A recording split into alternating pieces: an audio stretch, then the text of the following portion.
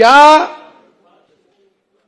देवस्थानमध्ये 250 ते 250 कर्मचाऱ्यांच्या माध्यमातून देवस्थान इतके वर्ष चालत होतं, त्या देवस्थानमध्ये यांनी 2447 कर्मचारी भरती केले आणि सगळे बोगस.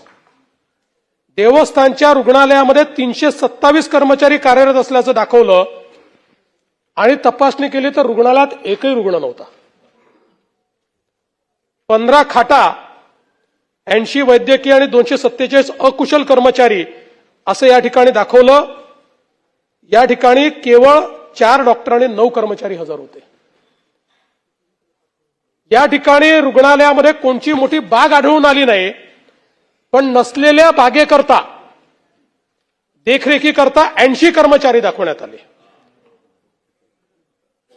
आणि एकूण असे 327 ज्यांना काही कामच नाही, ज्यांचं काही अस्तित्व नाही, असे 327 कर्मचारी दाखवण्यात आले.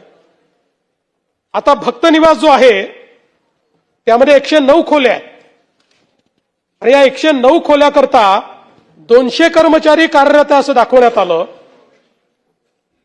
आणि प्रत्यक्षात तिथे कोणीही आढळून आलं नाही. काही 2-4-10 कर्मचारी आढळले असतील. त्यासोबत देणगी स्वीकारण्याकरता 8 आणि तेल विक्रीकरता 4 असे 12 काउंटर आहेत. या 12 काउंटरवर 2 कर्मचारी केवळ काम करताना आढळतात. म्हणजे जर 3 शिफ्ट त्यांनी केल्या, 4 शिफ्टही केल्या तर 2चे 8 होतील. या ठिकाणी 352 कर्मचारी दाखवण्यात आले. तर याचा पॅटर्न असा केला